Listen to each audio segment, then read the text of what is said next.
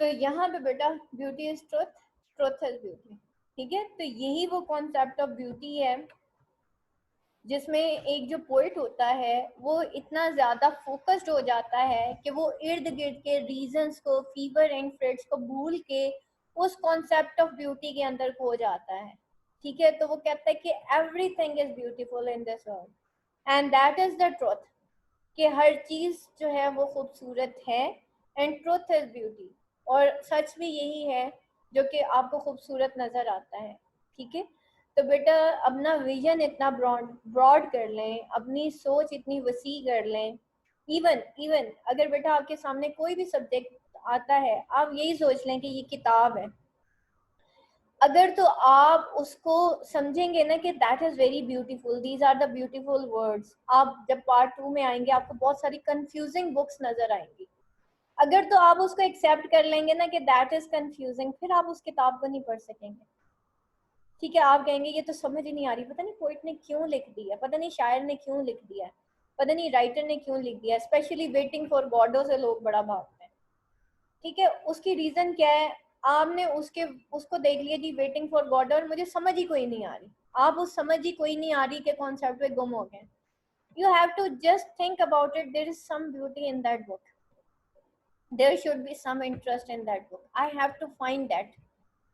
अगर तो आपने वो इंटरेस्ट फाइंड आउट कर लिया, अगर आपने उस किताब की ब्यूटी को फाइंड आउट कर लिया, आपको मजा आएगा वो किताब पढ़ने में। लेकिन अगर आपको वो किताब की असल ब्यूटी, असल रीजन, असल फैक्ट समझ नहीं आया ना, आपको उस किताब, आपके वो सर में दर्द कर देगी वो किताब।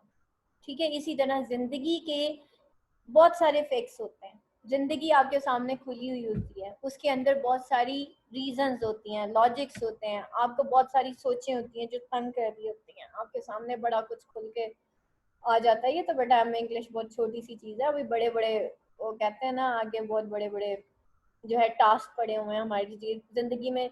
लाइफ है फुल ऑफ चैलेंजेस। जो लोग बहादुर होते हैं ना, फॉर्च्यून फेवर्स द बोल्ड, किस्मत उन लोगों का साथ देती है जो बोल्ड होते हैं, जो घबराते नहीं है छोटी छोटी बातों से। ये चैलेंजेस हैं, ये जिंदगी का हिस्सा है। तो अगर आपने उसकी ब्यूटी को फाइंड आउट कर लिया है ना, आप चैलेंज फेस कर देंगे। लेकिन अगर आप उस चैलेंज की ब्यूटी को फाइंड आउट नहीं कर सके ना बेटा, आप हार जाएंगे।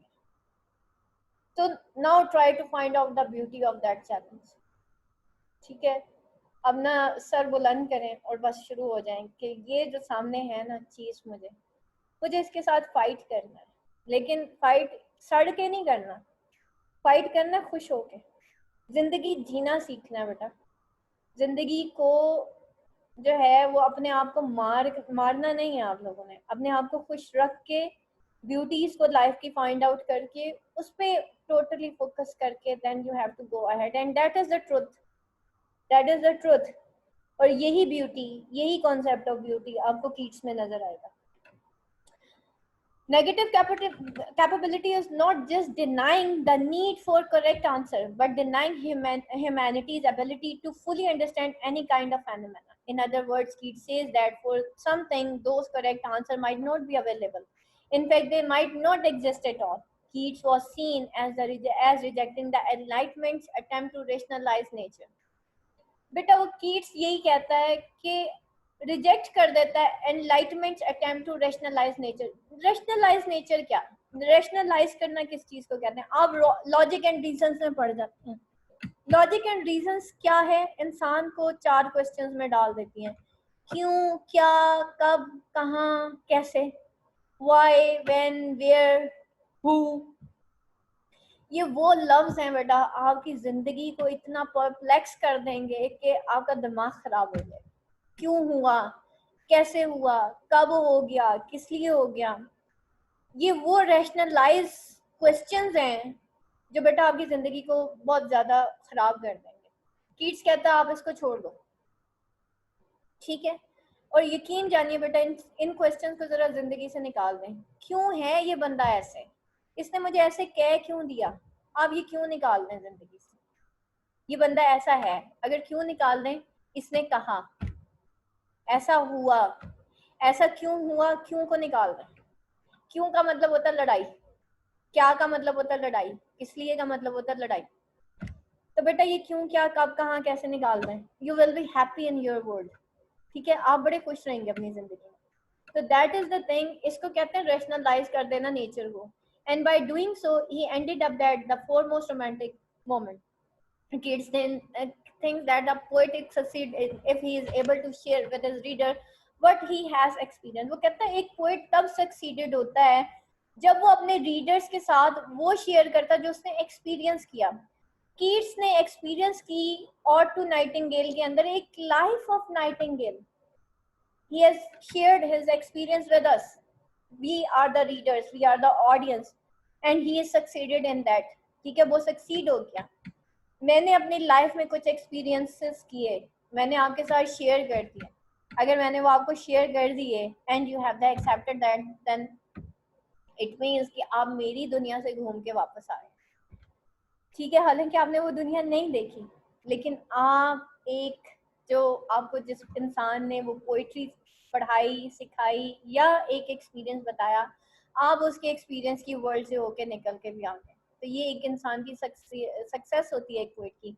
He should inspire the reader to such an extent that the reader blindly start following the poet and forget his miseries। बाज़-औक़ात होता है ना, कुछ मोटिवेशनल स्पीकर्स होते हैं, हम अपनी मिजरीज भूल जाते हैं, उनकी बातों में खो जाते हैं। तो it is duty of poet to remove his ego from his work. तो ये ड्यूटी ऑफ पोएट है कि वो अपनी ईगो अपने वर्क में से निकाल दे। He says a poet is the most unpoetical of anything.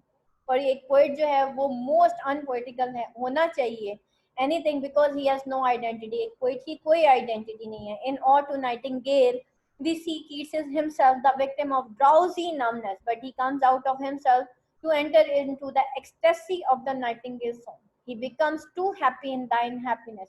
वो कहता है, वो इतना ज्यादा एक्सटेसी कहते हैं कि ऐसे मतलब आप मसरूर हो जाएं, आप एक सोच के अंदर गुम हो जाए, उसमें आपको एक प्लेजर मिलता है, उसको कहते हैं एक्सटेसी, मसरूर हो जाना है। ठीक है, तो वो कहता है कि भाई मैं तो तुम्हारी हैप्पीनेस में खुश हूँ, मैं नाइटिंगेल की हैप्पीनेस में खुश हूँ।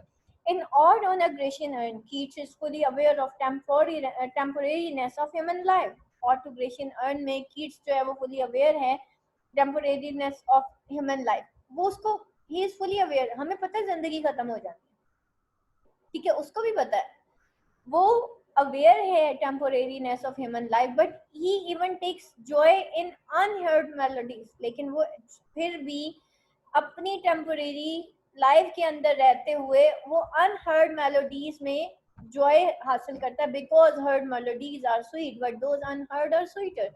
द फाइनेस्ट एग्जांपल ऑफ की negative capability is to be found in Ode to Autumn। Almost all the literary traditions hold this season to be a symbol of decay and decline, whereas Keats sees it as a season of mellow and fruitfulness। अब देखें, जितने भी आज तक हमने जितने भी traditional way में अगर हम बात करें ऑटम की, तो हमने यही देखा है कि भाई सिंबल है और ऑटम जो है वो डिके एंड डिक्लाइन का। लेकिन कीट्स उसको क्या कहता है, वो कहता है ये तो सीजन ऑफ मिलो एंड फ्रूटफुलनेस है। The cruel fact of winter is not forgotten, rather it is placed in wider perspective and thus loses its destructive effects। This is how he arrives his concept of truth and beauty through the medium of negative capability। ये उसका concept of truth and beauty है जो कि वो medium of negative capability के through हासिल करता है। इस लाइन को बेटा गौर से देखिएगा, अभी आपका जो नेक्स्ट क्वेश्चन आ रहा है वो ट्रूथ एंड ब्यूटी का आपस में रिलेशन आना है। ठीक है, तो यहाँ पे जितनी एग्जाम्पल्स हैं आज आप उसको गौर से पढ़ेंगे, गौर से उसके पॉइंट्स बनाएंगे, क्योंकि इन्हीं पॉइंट्स को हमने मोल्ड करके बाकी क्वेश्चंस के आंसर बनाने हैं। This discussion of Keats' negative capability can be concluded well with the remarks of a critic, Alan Somerville. The excellence of every art is its intensity, capable of making all disagreeables evaporate from their being in close relationship with beauty and truth। Excellence जो है every art का, वो उसकी intensity होती है, ठीक है, उसकी शिद्दत होती है जो कि उसको कैपेबल करती है मेकिंग ऑल डिसएग्रीएबल्स एवोपरेट। जितनी भी चीजें जिससे हम डिसएग्री करते हैं वो सब एवोपरेट कर जाता है। ठीक है, ये एक्सीलेंस ऑफ एक आर्ट है। For their being in close relationship beauty and truth, क्योंकि उनका एक रिलेशनशिप होता है ब्यूटी और ट्रुथ के साथ, इस वजह से वो उनका रिलेशनशिप उनको इस काबिल बनाता है कि जितनी भी डिसएग्रीएबल्स हैं वो एवोपरेट कर जाती हैं। एवोपरेट क्या किसे कहते हैं, जैसे पसीना खुश्क हो जाता है, ठीक है, तो एवोपरेट कर जाता है। तो ये बेटा उसकी आप लोगों का आज का क्वेश्चन जो है वो कंप्लीट हो गया है। यहाँ तक किसी का कोई क्वेश्चन है तो वो मुझके अंदर, चाहे वो एस्केपिज्म आता है, नेगेटिव कैपेबिलिटी आता है, उसका इमेजिनेशन एंड रियलिटी कॉन्सेप्ट आता है, ट्रुथ ब्यूटी कॉन्सेप्ट आता है, you have to clear that concept, क्योंकि कीट्स की जो पोइट्री है ना, उसका इमेजिनेशन जो लेवल है वो बाकी रोमांटिक पोइट से बहुत डिफरेंट है, ठीक है। विलियम ब्लेक फिर इजी है, इवन विलियम वर्ड्सवर्थ भी इजी है, कॉलरिज भी इजी है, लेकिन कीट्स जो है that is too much interesting as well as complicated, ठीक है।